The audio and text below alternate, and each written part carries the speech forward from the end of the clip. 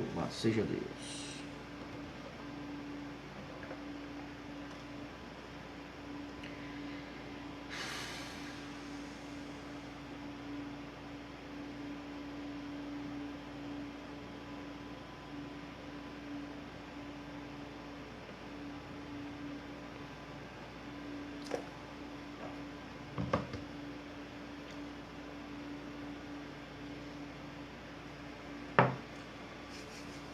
E aí, gente bonita, graça e paz a todos vocês. Como sempre, no nosso horário aqui, sempre que a internet estiver favorável, né? A gente vai estar aqui com essas pequenas exposições, certo? Em cima da teologia sistemática e da ferramenta chamada escatologia. É uma coisa que a gente aqui já vem tratando há dias. Essa já é a nossa 14ª live com relação a esse assunto que eu me propus aqui nesse período que a gente está aqui em casa, a trazer um pouco de esclarecimento segundo esse meu pequeno conhecimento sobre esse determinado assunto.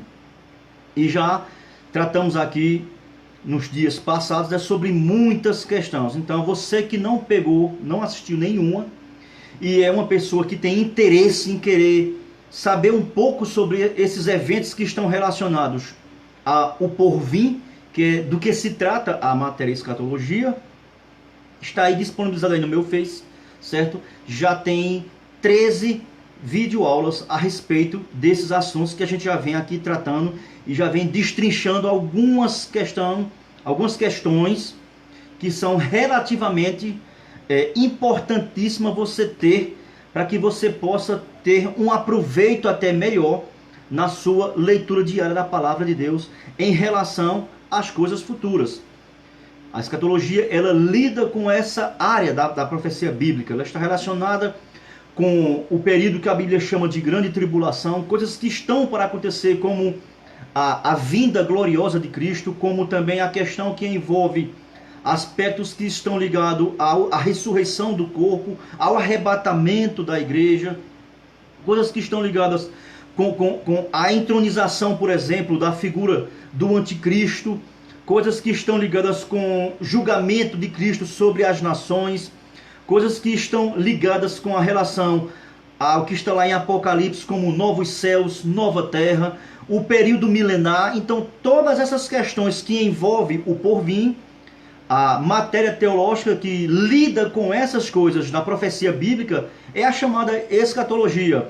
Já quero aqui saudar aqui já com uma boa tarde, uma graça e a paz aqui para o meu amigo aqui Nelson Soares, um amigão Diva aqui. Diva também está aqui com a gente, certo? Que Deus aqui abençoe vocês. Então, gente, essa é a 14ª live já. Vai ficar apenas faltando 16 para a gente terminar o pouco de conteúdo que eu tenho sobre esse assunto.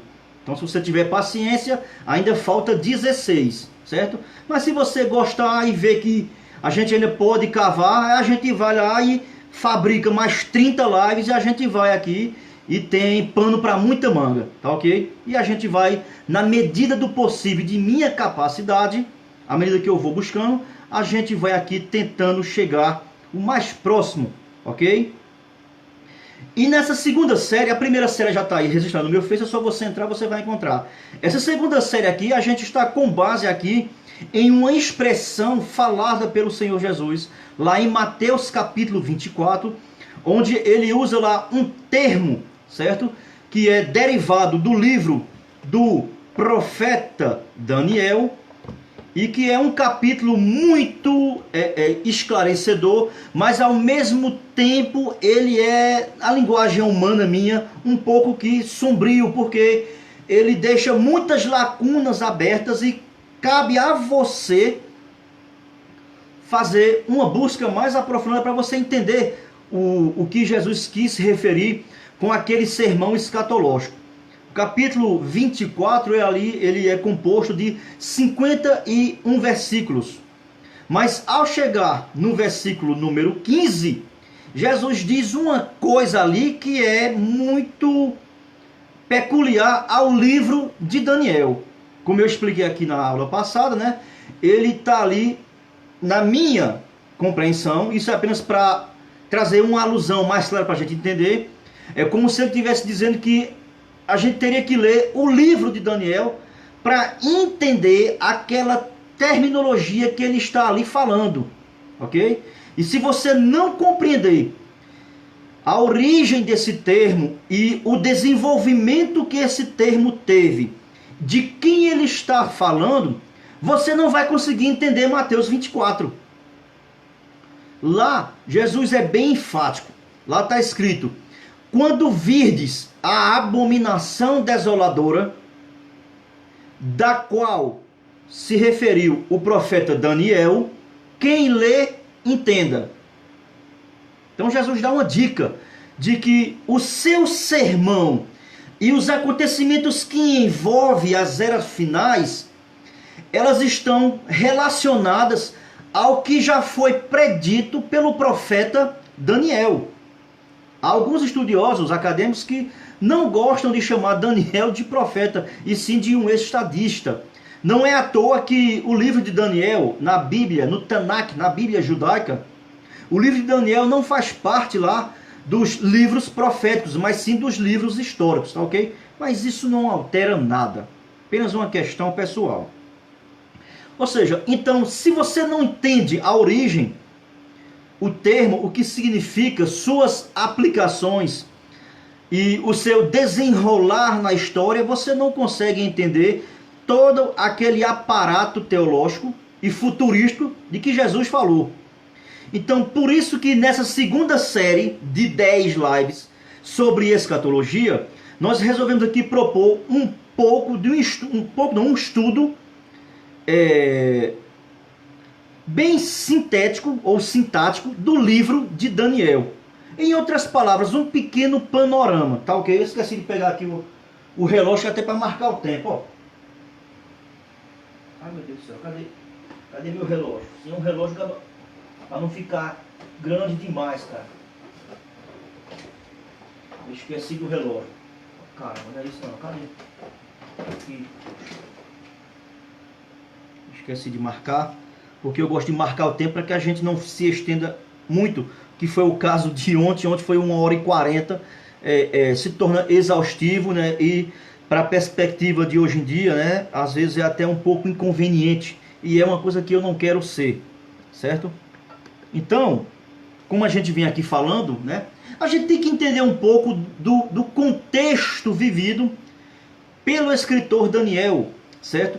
E entender e buscar se aprofundar o máximo que você puder com relação às visões que Daniel recebeu e a forma como ele transcreveu aquilo ali, para que a gente possa ter uma boa compreensão do pano de fundo das profecias que Daniel nos traz.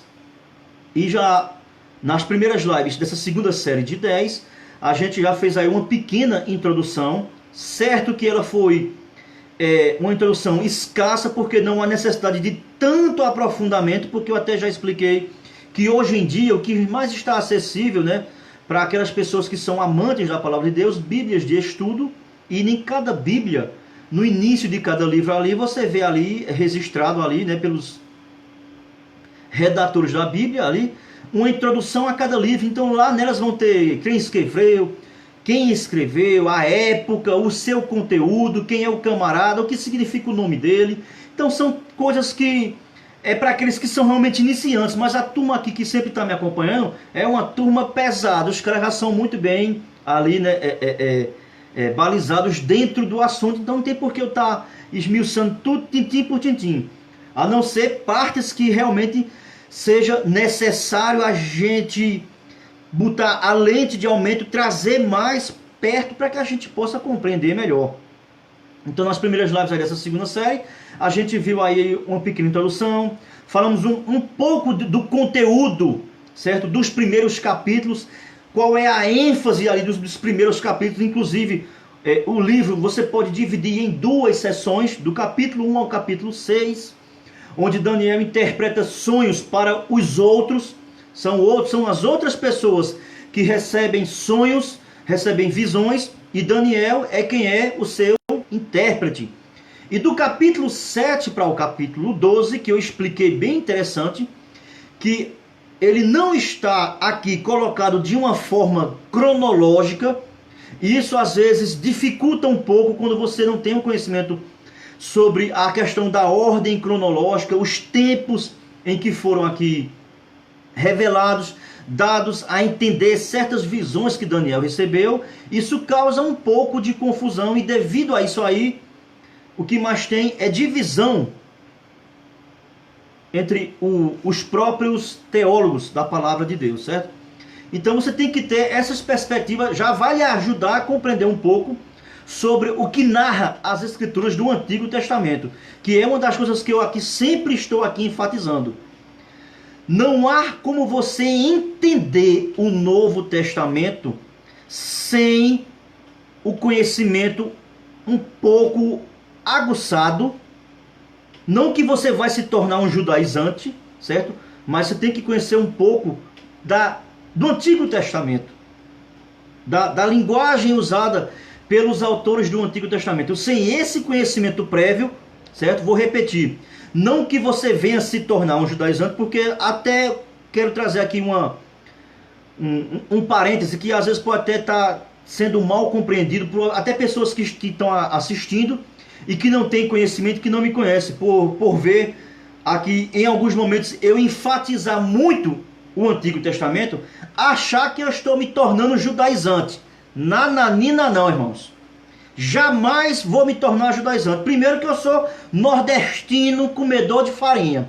Não tem como me tornar um prosélito, até porque não há necessidade. O próprio Novo Testamento, né, diz que cada um se mantenha na posição que for chamado. Então, não há necessidade de você se tornar um judaizante como o judaísmo ortodoxo, certo? Ele quer empregar, nada contra, mas a paz aí para o reverendo Janduí, que está aqui chegando conosco. Apenas uma pequena recapitulação, Janduí, do que a gente vem aqui dizendo. E esse pequeno aqui parênteses, ok, gente? Eu não sou judaizante. Apesar de eu amar o Antigo Testamento, saber da sua importância, Jesus disse que a salvação vem dos judeus. Então, irmãos, o Novo Testamento, ele nos traz as bases fundamentais pelas quais deu origem ao cristianismo, ok? Fique ciente disso aí. Então a gente vem aqui trabalhando nas lives passadas sobre pequenos panoramas em cada capítulo, com o objetivo de trazermos um conhecimento mais detalhado sobre a origem de uma figura, de um personagem, a qual o Novo Testamento dá algumas nomenclaturas para esse camarada, como o anticristo, né? Como o filho da perdição, como o iníquo, como o homem da iniquidade, assim como besta, e por aí vai. O que é de nomenclatura é o que não lhes falta, ok? Mas para você ter um pouco de entendimento sobre esse desenvolver do novo, tem que partir do antigo. E a gente vem trabalhando porque Daniel é a chave central e originária desse personagem nas visões que foram dadas ao profeta Daniel, ok? E a gente viu aí um pouco do capítulo 7, né?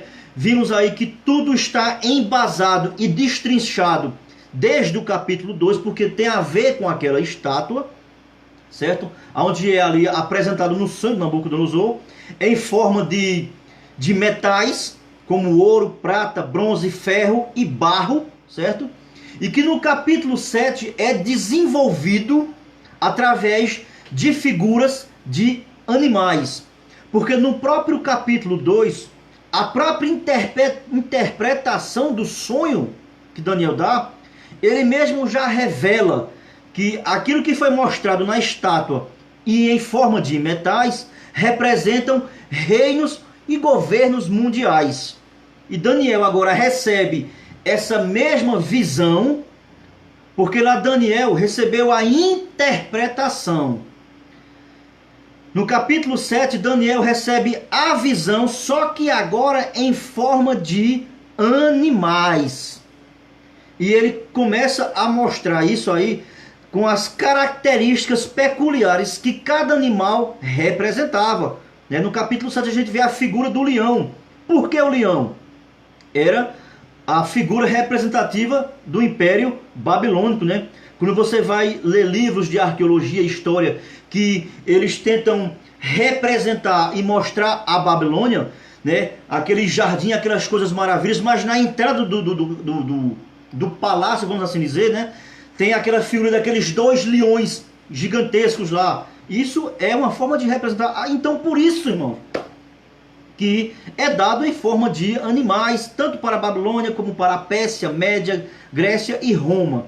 E a gente viu ali, né, aquele macete que eu aqui trouxe para vocês, que o importante é você sair tirando, destrinchando e indo aumentando com a lente de aumento para chegar aonde vai ter aquilo que mais Daniel vai destacando. E de tudo aqui resumindo, de todos os animais, de todos os aspectos, a que mais chama a figura de Daniel é o tal do chifre pequeno. E a gente vê aqui discorrendo, eu expliquei bastante, não 100%, porque eu não tenho capacidade para isso. É por isso que existe várias e várias visões, teorias, né, segmentos. Você vai pesquisar e procurar se embasar e se identificar com aquela que você vê que realmente está mais próximo da palavra de Deus. Isso é livre para qualquer um. Temos que respeitar isso aí, né? Então, a gente depois viu que esse destrinchar do capítulo 7, ele é ampliado através do capítulo 8, onde ele já traz mais detalhes bem esclarecidos com relação a aspectos, a questão de tempos, né, situações que vão envolver a manifestação visível desse chifre pequeno. E a gente chega agora, gente, no capítulo 9, que ele é considerado o capítulo mais difícil de se interpretar do livro de Daniel. Então, se ele é o mais difícil, imagina a dificuldade que todos nós teremos, certo? Então, a gente vai fazer sempre aquele panorama que é legal fazer, para que a gente possa pelo menos compreender o que nos diz o capítulo 9 de Daniel. Já pode ficar aí de posse da palavra de Deus com ela aberta no livro de Daniel, no capítulo 9, se esse for o seu desejo, certo? E você já pode observar de início que esse capítulo, em sua composição, encontramos 27 versículos. Daniel capítulo 9 contém 27 versículos, tá ok? Lembrando sempre que eu gosto de fazer aquela temática de dividir o capítulo por assuntos que vêm sendo desenvolvidos. E aí você consegue, através desse... Eu, pelo menos, eu consigo. Não estou aqui também insinuando o que você deve fazer e vai funcionar com você. Pode ser que com você não funcione. Concorda comigo? Pelo menos comigo isso dá legal pra caramba. Então Daniel capítulo 9, composto de 27 versículos. O que está retratado nesse capítulo 9? Qual é o assunto do capítulo 9? E ele trata apenas de um assunto? Ele está discorrendo sobre 2 assuntos? Se ele está discorrendo sobre 2 assuntos, em que momento desse capítulo Daniel chama a atenção a mais para um determinado assunto? Então é isso, é essa metodologia, gente. Isso ajuda bastante a você entender o que a Escritura quer trazer. Então a gente já aqui de cara, podemos aqui fazer aquela velha divisão bem costumeira que eu estou aqui acostumado a fazer, né? Que a primeira divisão se encontra no capítulo 9, do versículo 1 ao versículo 3. O que está presente nesses 3 versículos? A introdução do livro. Aonde vemos ali, aonde Daniel, ele recebe já a visão de tudo que ele tem que destrinchar no capítulo 9, mas ele começa a destacar outras questões primárias, para depois se voltar para a visão. O primeiro tópico que Daniel desperta a entender, nesse primeiro bloco aí de divisão, é que ele começa a entender sobre o cativeiro do seu povo, de 70 anos. O primeiro destaque para Daniel no capítulo 9 é o seu enfoque em entender o motivo pela qual eles ficaram cativos 70 anos. E ele descobre isso, irmãos, através de quê? Da sua leitura da palavra de Deus. Daniel era um exímio leitor da palavra de Deus. Eu não entendo hoje, gente, crentes que dizem que vão para o céu sem ler a palavra de Deus. Ah, irmão, mas eu não sei ler. Não justifica. Hoje em dia tem ela narrada, tem ela na televisão. O CD de Cid Moreira. Não há justificativas para você dizer que não lê a palavra de Deus porque não sabe ler. Você tem ouvidos, você pode escutar. E interessante, que o que é que Paulo vai dizer? Paulo vai dizer que a fé vem por aonde? Pelo ouvir. Então, aqui foi só um parêntese, aquelas velhas pitadazinhas que eu dou. Daniel entendeu todo o contexto do cativeiro através da leitura de Jeremias e até o tempo que isso se duraria. E ele, por essa sua leitura, ele chega à conclusão que esse momento em que ele se encontrava era o momento em que Deus iria agora ali cumprir, iria terminar o cativeiro. E ele reconhece nessa própria introdução o motivo pela qual eles estavam lá, que foi o quê? A desobediência do povo. Eu pergunto, meus amados, com toda sinceridade, está diferente hoje? Irmãos, então se está havendo desobediência, irmão, em vez de ser arrebatamento, é cativeiro. Aquelas velhas distração para a gente não ficar aqui tão monótono, tão sobrecarregado, né? Então, essa é a primeira parte do livro de Daniel, no capítulo 9, onde ele introduz, ele diz em que época ele está se situando. Está com a Bíblia aberta, Daniel capítulo 9, versículo 1. Olha que coisa interessante, ó. No primeiro ano de Dário, ou seja, assim que começou o reinado de Dário, ali foi praticamente um dado inicial que marcou que estava chegando ao final o cativeiro da Babilônia, ok? Interessante, ó, que no primeiro ano do rei Dário, é assim que termina o capítulo 5 de Daniel. Assim que termina o capítulo 5. Então esse capítulo 9 era para estar lá depois do capítulo 5 de Daniel. É interessantíssimo demais, olha só. Olha como termina o capítulo 5 de Daniel. Ó. Então mandou Belsazar que vestissem Daniel de púrpura. Eu estou lendo Daniel 5, 29. Olha só.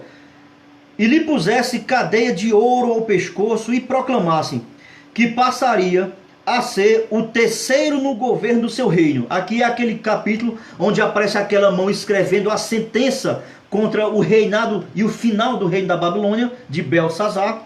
Certo? Aí, ó. Naquela mesma noite foi morto Belsazar.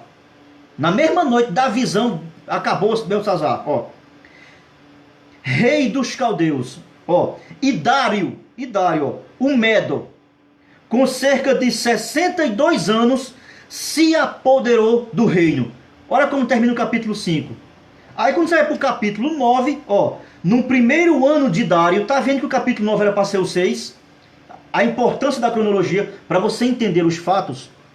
Então, por os capítulos estarem de uma forma não cronológica, por isso que há necessidade, irmãos, de desfragmentar os versículos, para colocar cada um dentro de sua ocorrência exata no tempo cronológico. É essa a questão. É trabalhoso? É, mas é essencial e traz muito esclarecimento. Então, olha só, Daniel capítulo 9 agora, versículo 1. No primeiro ano de Dário, filho de Assuero, da linhagem dos Medos, o qual foi constituído rei sobre o reino dos caldeus. Olha só, 2, ó. No primeiro ano do seu reinado, ó, eu, Daniel, entendi pelos livros que o número de anos de qual falara o Senhor ao profeta Daniel, Jeremias, que havia de durar, tá vendo que ele está falando de tempo também, as assolações de Jerusalém, era de 70 anos. Irmãos, quer entender as profecias bíblicas? Pare com esse negócio de revelação e vá ler a Bíblia, pelo amor de Deus. Infelizmente, eu tenho que falar isso, gente. Infelizmente, é esse meu tipo aqui, ó, de postura, né? Que muitos líderes me têm como uma espinha atravessada no pescoço. Agora, me pergunte se o que eu estou dizendo está errado. Eu estou apenas lendo a Bíblia. Está errado o que eu estou aqui dizendo, cara? Como foi que Daniel entendeu? Daniel entendeu uma profecia por meio de quê? Da leitura da própria profecia, da própria palavra, meu irmão. Primeira parte do capítulo 9 de Daniel. Encerramos por aí. Um detalhe muito interessante que encontramos agora na segunda subdivisão do livro de Daniel, que vai dos versículos 4 ao versículo 19, é o que? É a oração intercessória de Daniel. Um cara de oração. Muita oração, muita comunhão com Deus. São 15 versículos de oração intercessória. Interessante que nessa oração Daniel só pede, sabe o que? Misericórdia pelos pecados dele e do povo dele. Não é pedindo chave, não é pedindo livramento, não é... só pedindo misericórdia. Inclusive ele disse que Deus fizesse isso não para trazer misericórdia pelo povo, mas para honrar o seu próprio nome. Essa é a oração de Daniel. Só que aqui, irmãos, como os irmãos já me conhecem, eu sou um cara meio cabuloso, certo? Com relação a algumas escolas escatológicas, nos seus métodos interpretativos, né, que sugerem, certo, que Israel é a igreja do Antigo Testamento. E tudo que está relacionado aqui com Israel querem empregar a figura da igreja. E até onde nós já vimos, das primeiras lives até agora, vimos que a própria Bíblia não sustenta essa posição. Em todo tempo ela diz que Israel é Israel e que a igreja é a igreja. E a prova mais cabal está na própria leitura do Antigo Testamento e nas mensagens dos profetas. Todas elas direcionadas para o povo de Israel. Nenhuma direcionada para o povo que hoje em dia é chamado de igreja. Ok? Só existe só 2 profetas que levaram suas mensagens que não foram direcionadas exclusivamente para o povo de Deus, Israel, que foi Jonas e Naum. E tanto Jonas como Naum, todos 2 foram para a mesma nação, de Nínive, 100 anos após o outro. Ok? O que foi que eu cheguei aqui numa pesquisa que eu fiz em Daniel capítulo 9? Para você ver como eu sou bastante meticuloso, exaustivo. É isso que muitos líderes acham chato em minha pessoa. Mas é isso que me faz compreender a palavra de Deus. Se você ler a oração intercessória de Daniel, no capítulo 9, do versículo 4 ao versículo 19, você vai encontrar todos os verbos que Daniel... Está vendo que você tem que ler gramática bastante? Todos os verbos que Daniel cita, todos eles estão na primeira pessoa do plural. E qual é a primeira pessoa do plural? Sabe quantas vezes Daniel utilizou o verbo na primeira pessoa do plural? Eu saí contando, tintim por tintim. 45 vezes ele usa o pronome na primeira pessoa do plural. Eu vou ler apenas um versículo só para você entender o que eu quero dizer. Daniel capítulo 9, versículo 5. Se você tiver com a Bíblia aberta aí, a minha é a versão atualizada. Pode ser que a sua seja corrigida e seja diferente, mas o verbo está no mesmo nível aqui de número, certo? Numeral, que é questão singular e plural. Eu acho que numeral é isso aí, singular e plural. Gênero está a ver com masculino e feminino.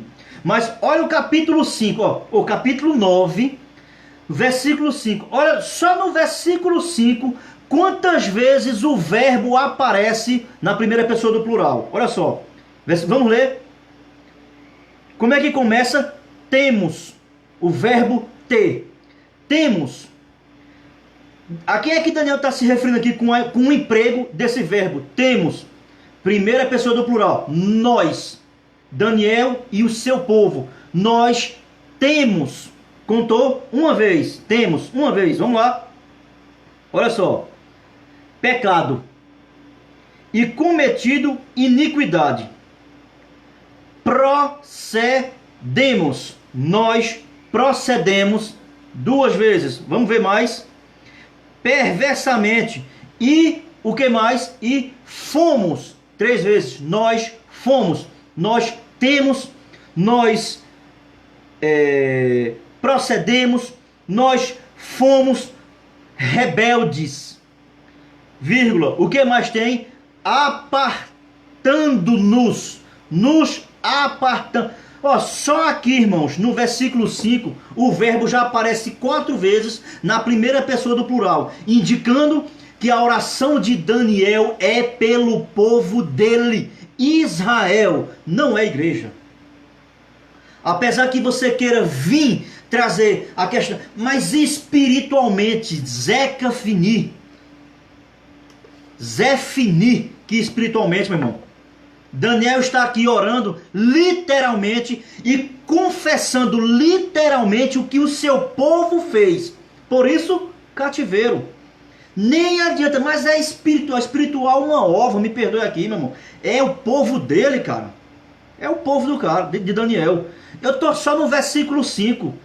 Se você chegar até o versículo 19, meu amado, vai ter 45 vezes os verbos na primeira pessoa do plural, Daniel, 45 vezes. Será que não é suficiente? Que está mostrando que Daniel quer enfatizar que a sua oração é pelo seu povo de Israel, meu amado. Isso não é suficiente. Agora você vai ficar abismado com o que eu vou dizer aqui agora. Eu fiz essa pesquisa ontem à noite. Irmãos, só no capítulo 9 eu encontrei 45 vezes. Imagina se a gente for fazer no livro todo, meu irmão. Quantas vezes não vai ter? A enfatização que ele dá sobre o povo de Israel. Saudações aí para o meu amado aí, Natanael Alves. Amém, abençoado? Estamos aqui fazendo uma abordagem de Daniel, capítulo 9. Na nossa série de escatologia, para destrincharmos e entendermos a origem do anticristo.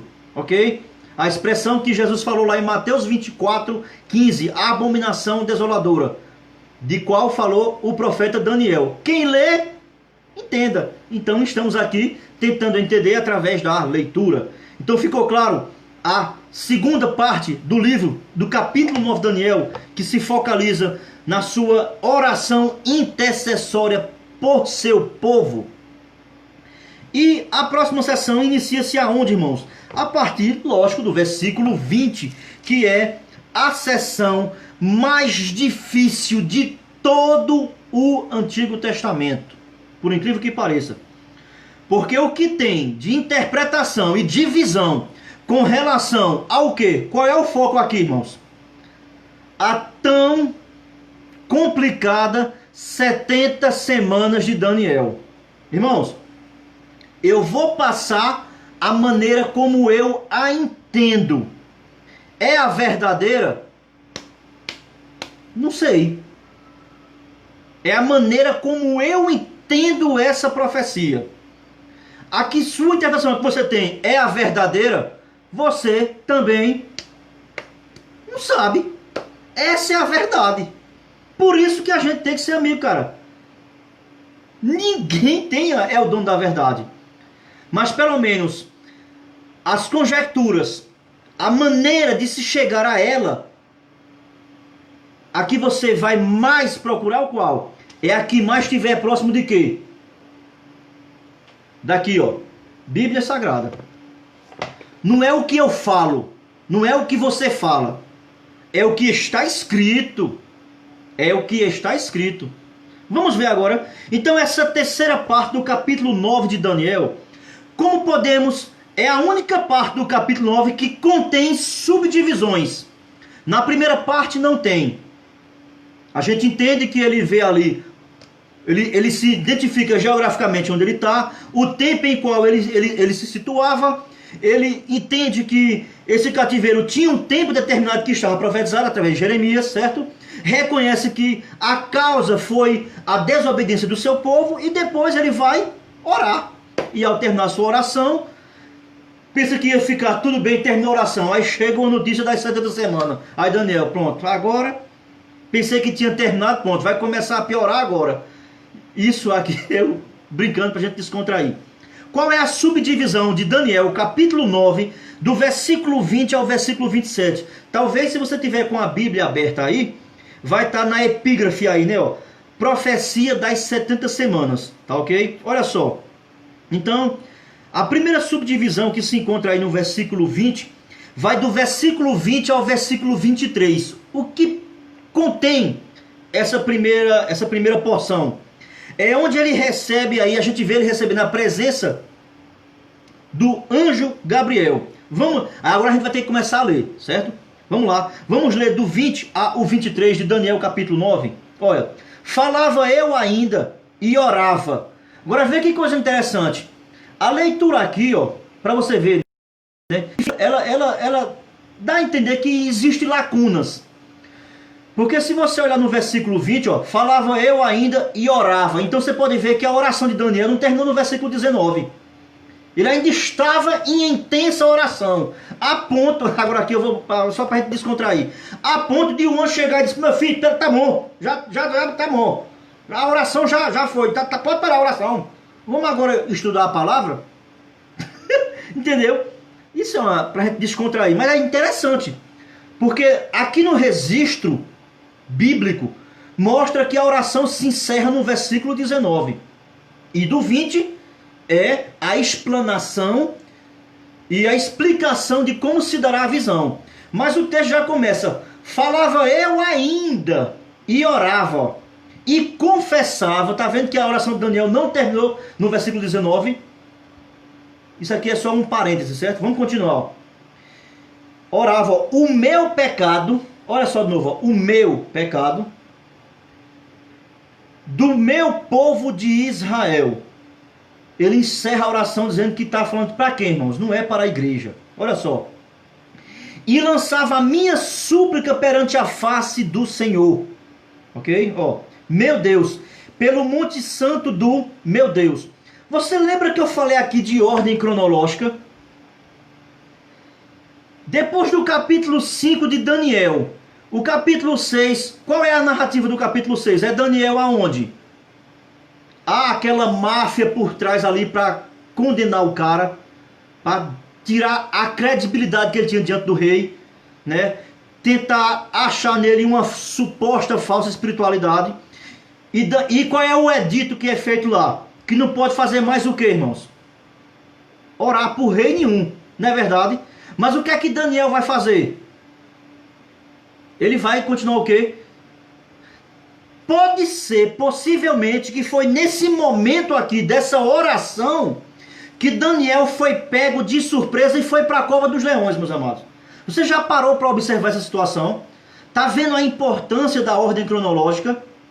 Não estou dizendo que isso aqui é fato, é verídico. Mas olha que conjectura até interessante. Porque aqui é o início do império de Dário. E o capítulo 6 aqui já começa mostrando que é sobre o império de Dário. Não é interessante? Você nunca observou isso, não foi?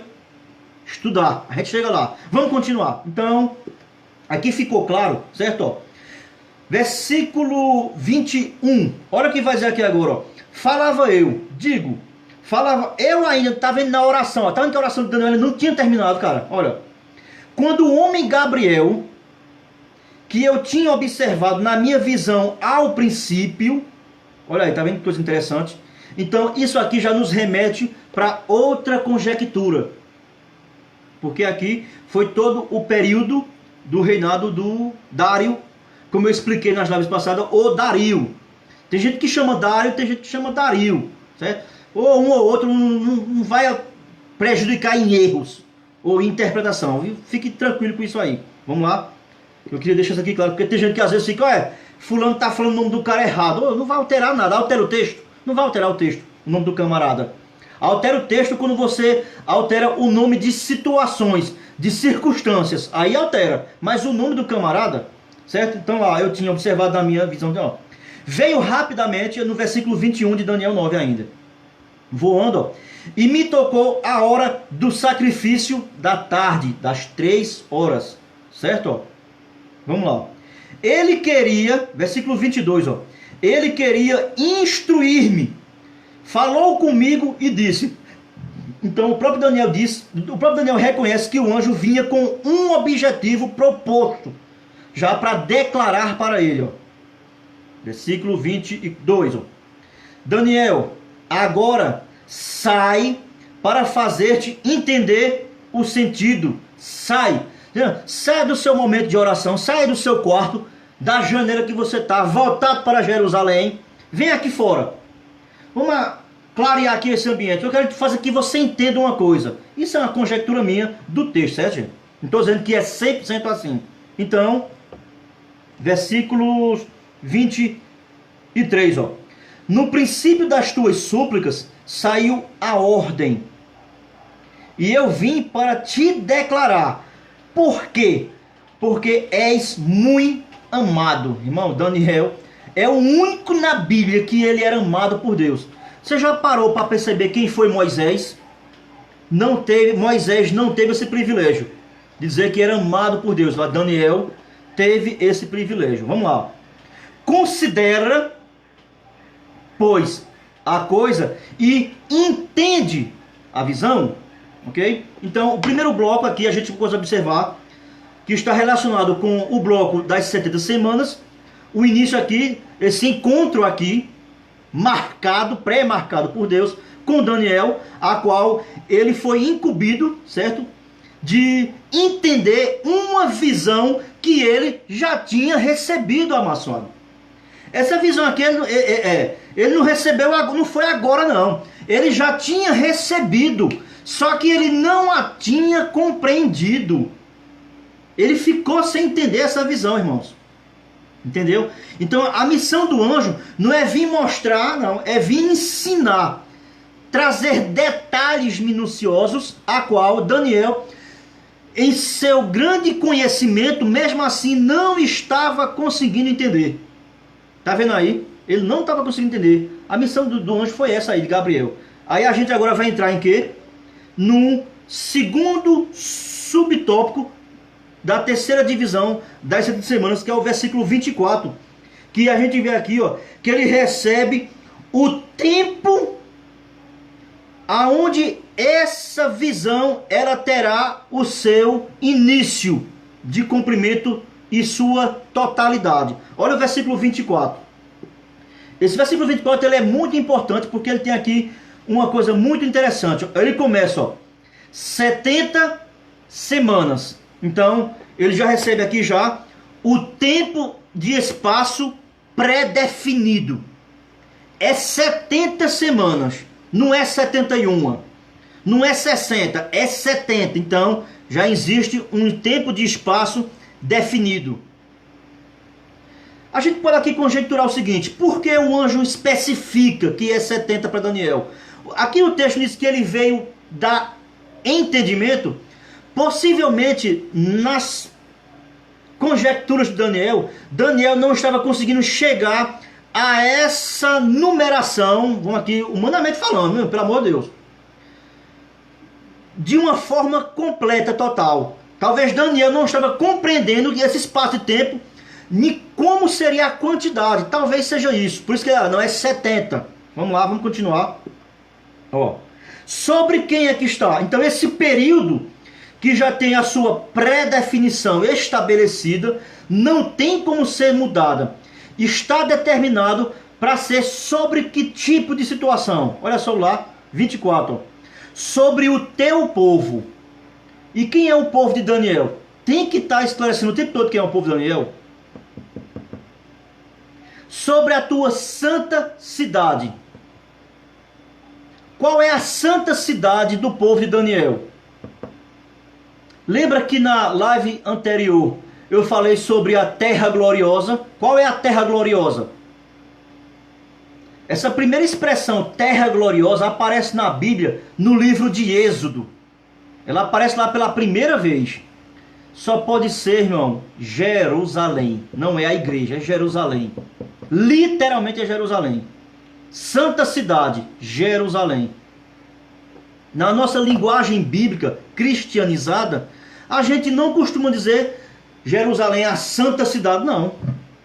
Porque Paulo disse que a nossa santa cidade está nos céus, não está na terra. Evangelho de João capítulo 14. Vou vos preparar lugar. Quando a gente vai orar, um exemplo, quando a gente vai orar o Pai Nosso, aonde é? Como é que a gente ora? Pai Nosso que está nos... Literalmente, onde é a casa do Pai? A própria oração do Pai Nosso, que estás nos... Quando Salomão tenta construir, não, Daniel tenta... Oh, meu Deus, estou aqui até ficando perturbado. Davi tenta construir a casa para Deus. O que é que o profeta diz lá, através da inspiração do Espírito Santo? Diz que nem os céus conseguem conter Deus. Imagina a grandeza que é o tamanho do céu e não consegue conter. Quanto mais uma casa terrena. Era apenas o desejo humano de ter a presença lá de Deus junto com eles. Por isso que no Evangelho de João diz que Jesus veio e tabernaculou entre os homens. Teve sua morada entre os homens. Tem tudo isso aí a ver. Certo? Apenas mais uma ampliação para a gente entender aqui sobre a cidade de Daniel. É Jerusalém. 24 ainda. Vamos lá. Ó. Então ele agora vai... Ele, além de mostrar aqui ó, o tempo que isso vai ser exercido, é um período de 70 anos. Isso são anos, 70 anos, não 70 dias, certo? E não 70 semanas de dias, 70 semanas de anos. Já vai aqui, pelo que eu estou vendo aqui, já vai em 50 minutos aqui a nossa brincadeirazinha aqui tão boa. Eu não vou aqui me ater, certo? Porque tem aqui, ó. Eu poderia aqui abrir aqui e ler aqui, ó. Para trazer tintim por tintim, mas vai ficar muito exaustivo. Sobre de onde surge essa ideia de semanas de anos e não semanas de dias. Aí você vai ler Levíticos capítulo 25, certo? Você vai ver, por exemplo, aquela questão de Jacó para casar com Lia e casar com Raquel, certo? Que ele teve que trabalhar 7 anos. Mas quando você lê lá o texto, ele diz que é apenas 7 semanas. Então você pode ver que há uma linguagem aí. Você vai, por exemplo, vai ter que ler Ezequiel, onde ele tem que dormir de um lado, né? Por não sei quantos dias, que representa anos. Então você pode ver que há um emprego aqui bíblico sobre a questão de semanas na perspectiva judaica, ok? Os espias passaram quantos dias espiando a terra? 40. Trouxe notícia negativa. Os 40 dias Deus transformou em quê? Em 40 anos no deserto. Está vendo que há uma compreensão? Quando você tem todo esse arcabouço disponível, você entende aqui que agora não é mais 70 semanas de dias, mas sim semanas de anos. Tem gente que confunde essas 70 semanas com os 70 anos do cativeiro. Não é, ok? Para você também entender o porquê porque o cativeiro foi 70 anos. Aí você tem que ir lá para Levíticos capítulo 27, que tem lá a lei do descanso sabático, o ano do jubileu, o ano da libertação dos escravos, o ano para o descanso da terra. Tudo isso aí influencia isso aqui. E se eu for explicar, aí a gente tem que parar aqui, ir para essa explicação e depois parar. Mais uma live para explicar sobre esses anos, a numeração e tudo mais, para depois, daqui a mais 3 lives, a gente voltar de novo aqui para Daniel, capítulo 9. Aí, meu irmão, tem condição não, certo? Por isso que eu estou fazendo isso, por quê? Porque eu sei que a turma que está aí é uma turma que já está ciente disso aqui, tudo que eu estou falando. Eu estou apenas aqui trazendo mais algumas coisas para dar mais um pouco de ênfase no assunto, certo? Então, aqui, as 70 semanas representa o quê? Um tempo já definido. Aí a pergunta que possivelmente Daniel poderia fazer: então, já que está determinado esse tempo, o que vai acontecer nesse tempo aí, dessas 70 semanas? Qual é o objetivo dela? Para quê? Qual é a finalidade dela? Aí ele agora vai explicar. Olha só. Primeiro, para fazer cessar a transgressão. Fazer cessar a transgressão. Isso tem tudo a ver com o povo de Israel, certo? Que sempre se desviou para a esquerda, tem tudo a ver com isso aí. Eu lhe pergunto, na primeira vinda de Cristo, isso foi cessado? O povo realmente ou continuando do mesmo jeito que está? Pode ver que não aconteceu isso, certo? Segundo, vamos lá, qual é o segundo? Para dar fim aos pecados. Eu lhe pergunto, os pecados realmente foram cessados? Acabou o pecado? O povo parou de pecar, literalmente? Tá vendo que tem aqui uma explicação interessante para cada situação aqui dessa. Aí se for aqui necessário eu ler aqui, ó, nesse livro aqui, porque não tem como eu decorar aqui tudo, viu gente? Esse livro aqui ele está explicando o que significa cada aspecto desse conjunto de coisas que envolvem essas 70 semanas, ok? Ó, eu até aqui deixei aqui, eu vou mostrar para vocês, ó. Até aí, ó, sublinhado de verdezinho, tá vendo? É porque tá escuro, mas você pode ver que tá aí, ó, de verde. Eu poderia aqui ler, mas aí a gente vai se ater e vai gastar muito tempo. Por exemplo, aqui, ó, olha o que é que ele explica no versículo aqui que diz relação a dar fim aos pecados, ó. O termo pecado, que vem do grego amartia, certo? Significa tortuosidade, ó. No sentido, ó, próprio, ou seja, significa errar o alvo, coisas que tá vendo que é coisas que você já sabe, ó. Tanto no sentido próprio tortuoso como no sentido religioso de errar o alvo. Olha só. Segundo o anjo, o pecado tinha de ser tirado da vida da nação. Eu me pergunto, foi tirado? Literalmente, não. Olha só. Antes da introdução do reino milenar. Isso aqui agora é com base em quê? Agora a gente vai abrir Romanos para você ver que coisa interessante lá em Romanos tem que você talvez nunca tenha observado e tem a ver com isso aqui. Romanos capítulo 11, abra lá, deixa aí marcado. Romanos capítulo 11. Olha o contexto de Romanos capítulo 11 a partir do versículo 25. Talvez na sua Bíblia aí assim a epígrafe, ó. O último desígnio de Deus é o que?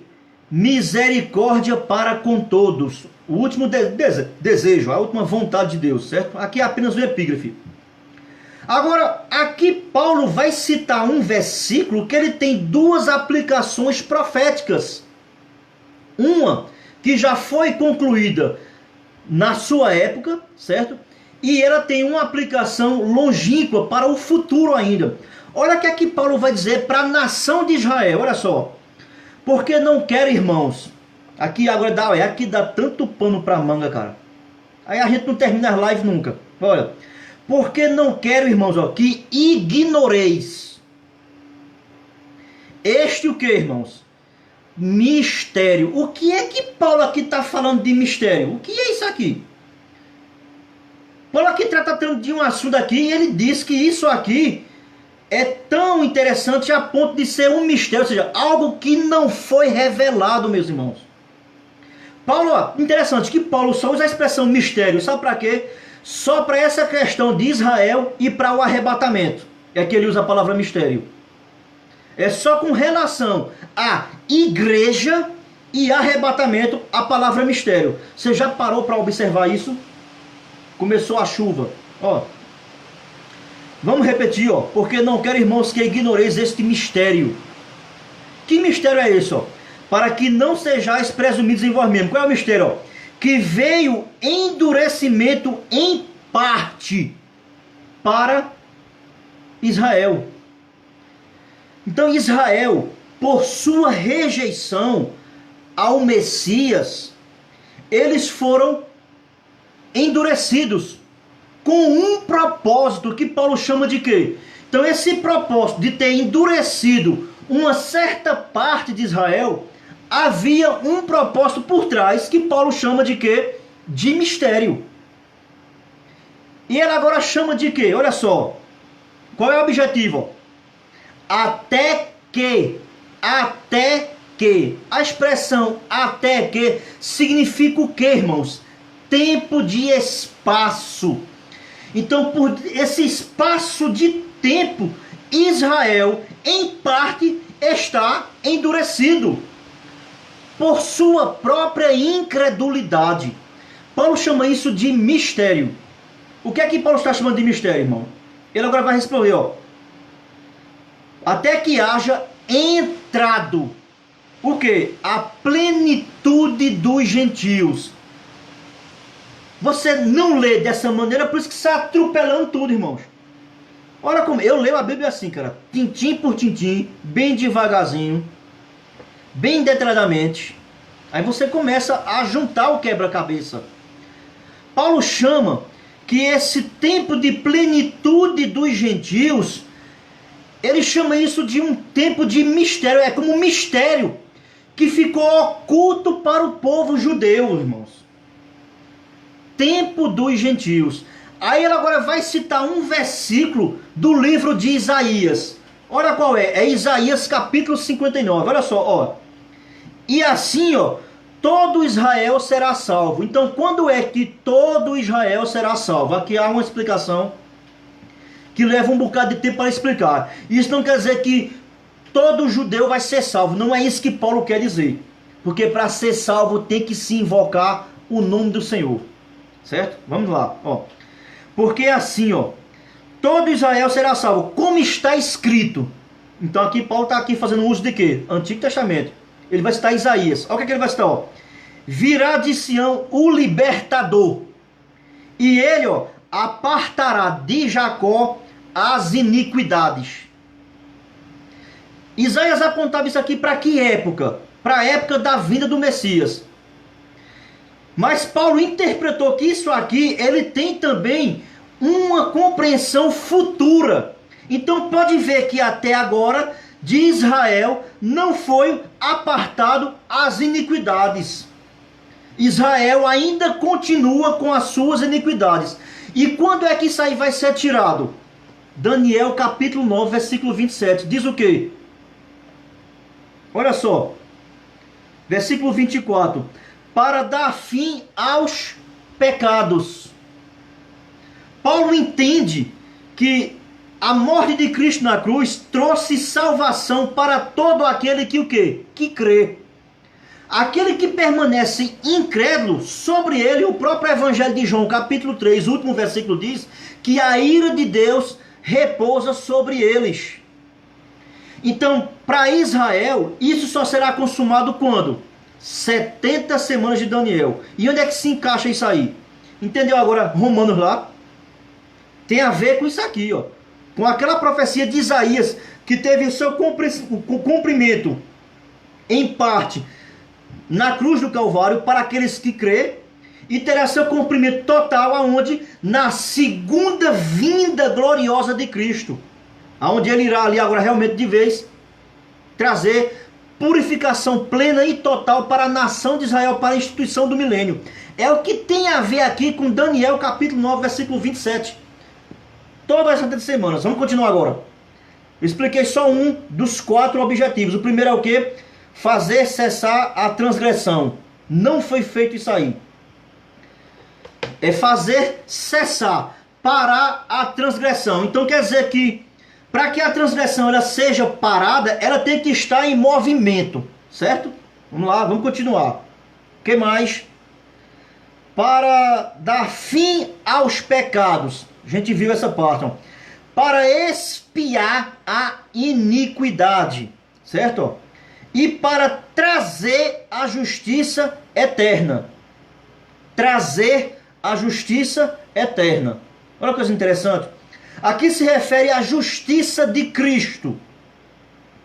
Cristo é quem vai trazer a sua justiça. A partir de onde? De Sião. Aí você entende Isaías capítulo 2. Subamos todos para o monte, para que de lá aprendamos com o quê?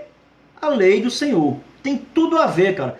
É totalmente judaizante o contexto. Não tem como você trazer essa aplicação no decorrer da história, como é uma das interpretações que tem, que tudo se consumiu até o ano 70. É impossível. Historicamente e biblicamente aqui não tem como você encaixar, gente. Não vai ter como. A não ser na forma espiritualizada alegorista, como é feita pelas escolas por aí afora, né? Ó. Então vamos continuar. Olha só.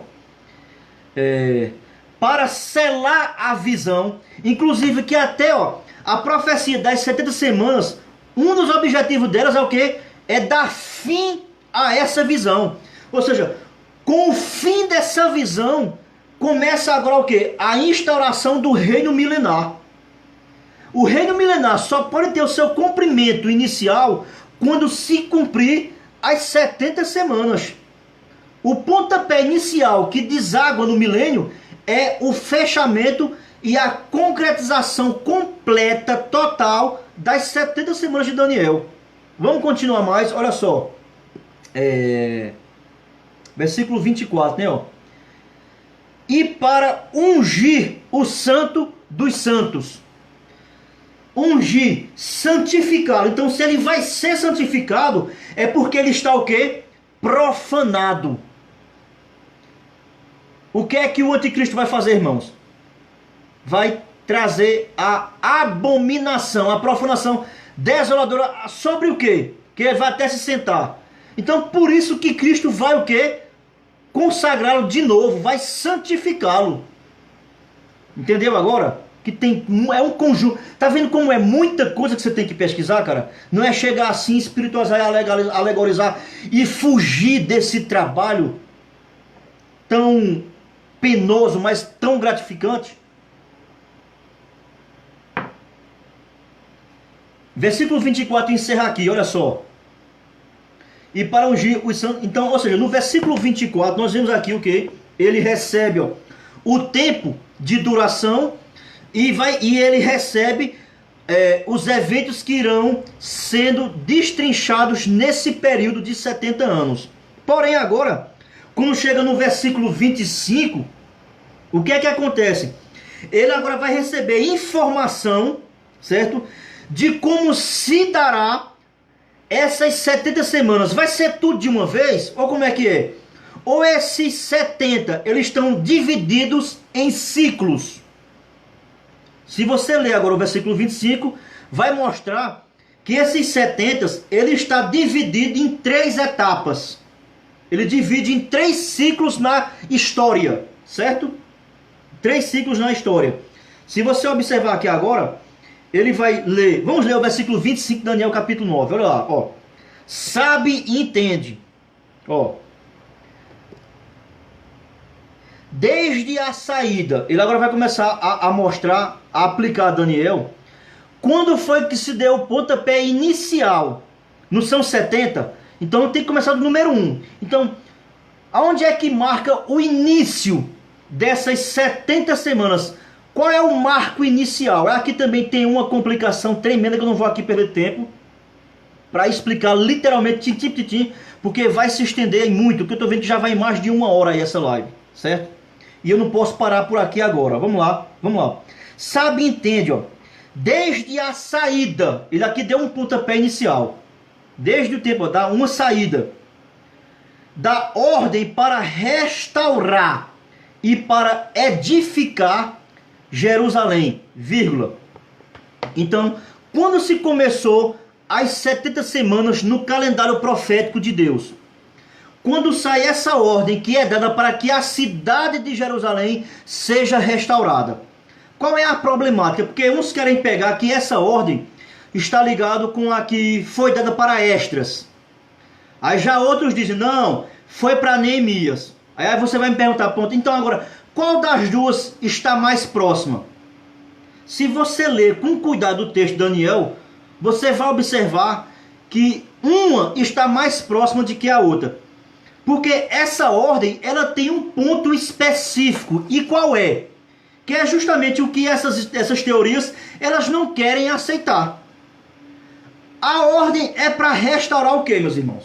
Não é a cidade? Não está aqui, claro? Desde a ordem para restaurar, ó, e para edificar Jerusalém, é a cidade. Aí a galera quer dificultar, dizer, não, mas Jerusalém, o termo Jerusalém não significa a cidade, significa o templo. Aonde é na Bíblia que o nome Jerusalém significa o templo? Eu não consigo encontrar. Aí a gente mata e sai de uma vez só. Sabe como, irmão? Irmãos, quem é que foi enviado do cativeiro para restaurar a cidade? Eu lhe pergunto, foi Esdras ou foi Neemias? A função de Esdras era restaurar e edificar o que, irmãos? O culto. O culto está ligado com o quê? Com o templo. Então, só por essa ideia aqui, a gente já elimina, irmãos, um bocado de teoria. A gente já elimina. Porque o texto é... Gente, o texto está claro. É para edificar Jerusalém. E só teve um que saiu com essa ordem, que foi Neemias. Se você ler Neemias, cara, não tem como você ir para outro lado mais não. É Neemias. Ok? Então aí a gente tem como começar a datar, a trabalhar com números. Mas aqui, ó, é uma matemática tão gigantesca, tão complexa, que aqui não vai ter tempo para a gente estar aqui tintim. Fica essa missão para você ir destrinchar. Ok? Então, ou seja, a partir de que sai, que Ciro, Artaxerxes, dá ali a Neemias, que ele sai para construir a cidade, ali começa a contar o início das 70 semanas. Certo? Então, o primeiro ciclo tem a ver com isso aí, ó, com a construção da cidade de Jerusalém. Vamos continuar, versículo 25, ó. Ele vai dizer, ó, até ao ungido, ao príncipe, certo? Ó, versículo 25, ó. Então, ele vai, é porque aqui, ó, tem um trocadilho tão interessante que a gente tem que desfragmentar. No versículo 25, ele fala de 7 semanas, que é o primeiro ciclo, e depois ele fala de 62 semanas. Só que aqui ele agregou tudo, e cabe a gente sair destrinchando. Então, ó, é 7 mais 62, dá quanto? Então, desde a ordem que Neemias sai para construir até o ungido, é 7 mais 62. Dá quantas semanas? Dá 69 semanas. Então, o que é que marca essas 69 semanas? O início da construção de Neemias. Aí ele vai aqui continuar. E você tem que destacar aí algumas questões que são interessantes. Olha só. No versículo 25, aparece aqui um príncipe. Se você olhar aí, tem aí, ó, o príncipe. E ele dá uma característica para esse príncipe que chama ele de ungido. Só pode ser Cristo. Não tem como... Os caras querem arrodear para botar Beltrano. Só pode ser Cristo, cara.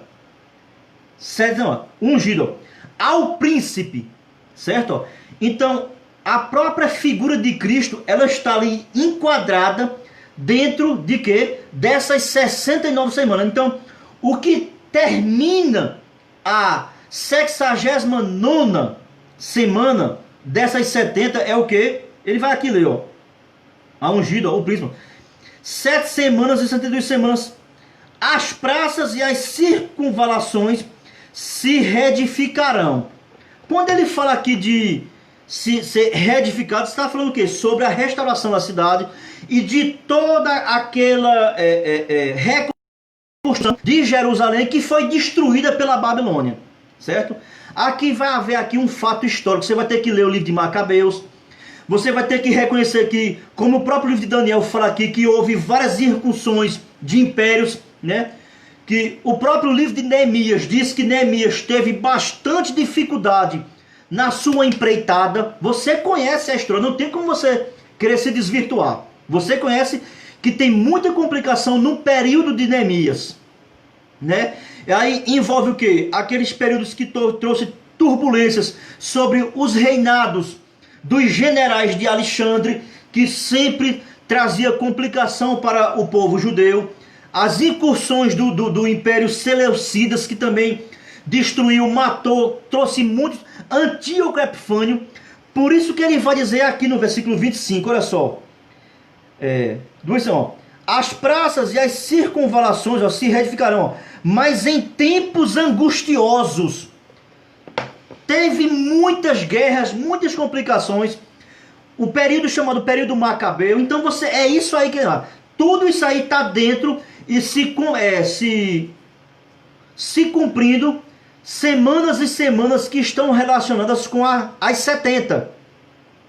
E ele diz que tudo isso aí vai até a ungido, ou seja, até a entrada de Jesus em Jerusalém e todo o seu ministério. Eles outras teorias não querem colocar que isso aí tem a ver com o ministério, o ofício de Jesus nos seus 3 anos ministeriais. É uma complicação terrível aqui, cara. Mas vamos continuar. Mas aqui o texto está claro. Diz que até ungido, até o príncipe. Tudo isso aí tem que acontecer durante um período de 69 semanas, que ele chama de 7 mais 62. Certo? Olha só. Olha como é que começa agora o versículo 26 de Daniel, capítulo 9. Ele dá aqui agora destaques para outro príncipe. Se você observar no versículo 25, o príncipe está com letra maiúscula. O P é maiúsculo. E ele tem uma característica de quê? Ungido. Só pode ser Cristo. Só pode ser Cristo. Sabe por quê? Porque se você voltar a folha na sua Bíblia aí, e voltar para o capítulo 8, e ler o versículo 25, você vai encontrar aqui outro príncipe com a letra maiúscula, e outro príncipe com a letra minúscula. Marque aí Daniel capítulo 8, e o versículo 25, aí você entende quem é esse príncipe do versículo 25 do capítulo 9. Certo?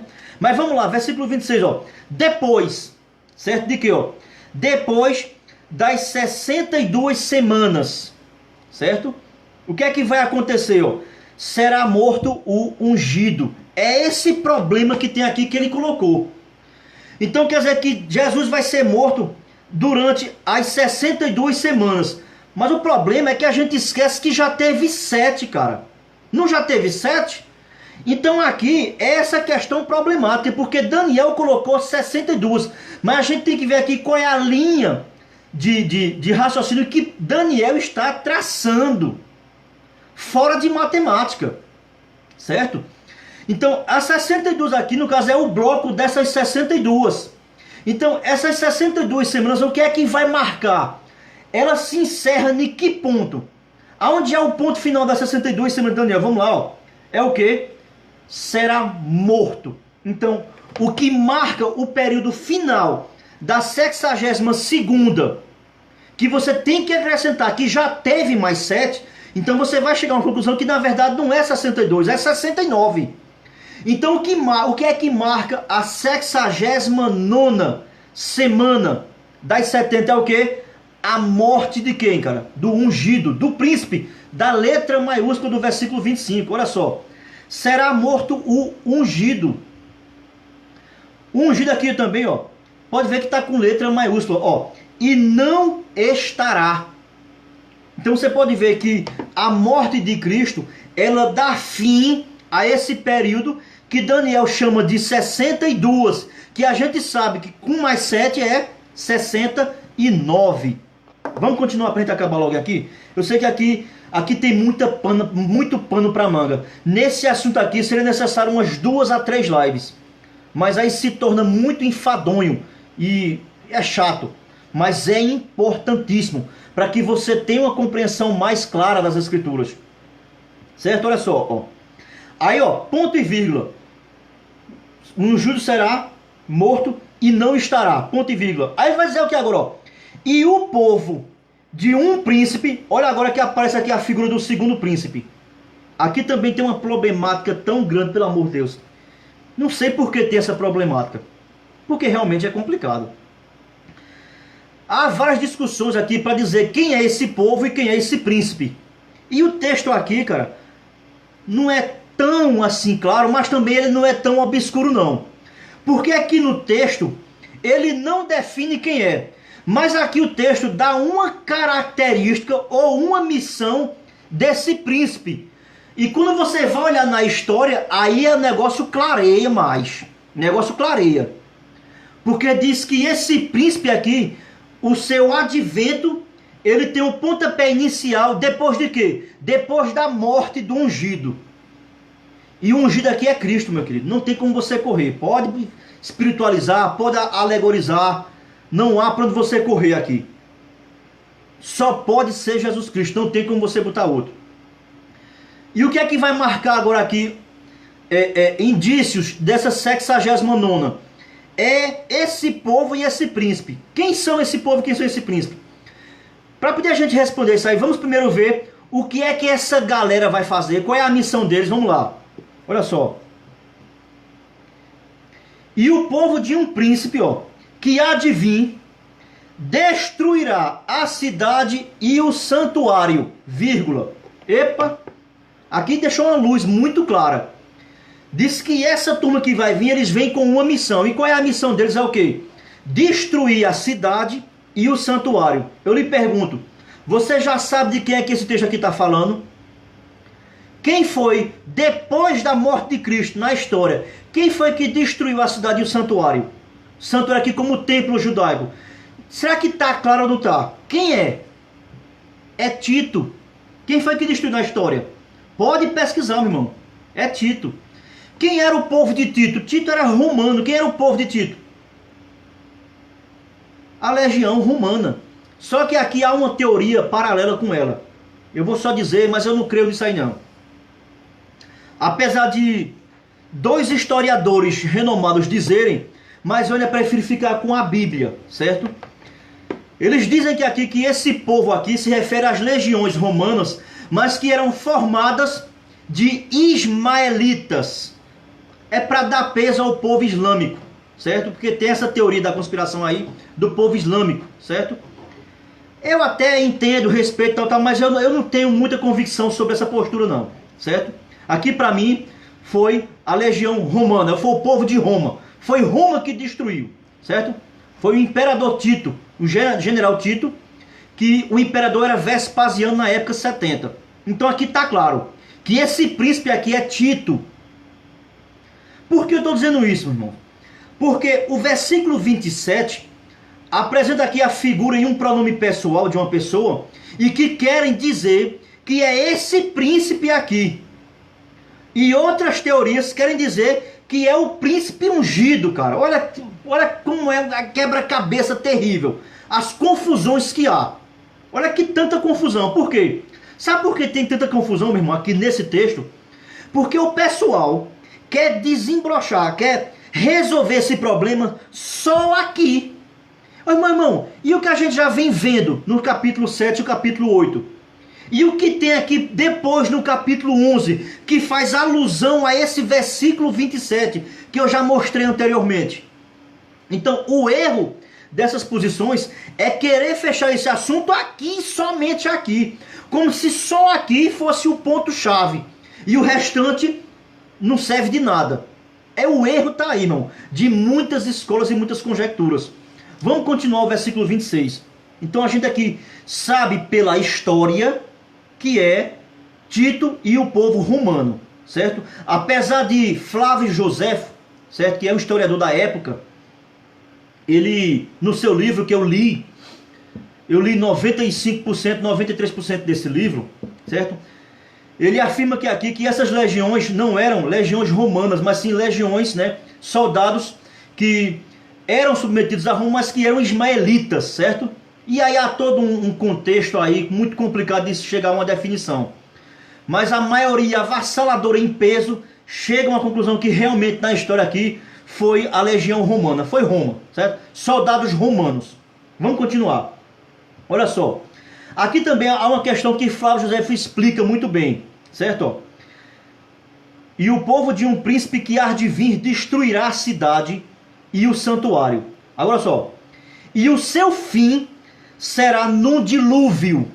Ele usa aqui a expressão de dilúvio para esse acontecimento trágico e que foi tão devastador na época. Por que ele usa a figura de dilúvio?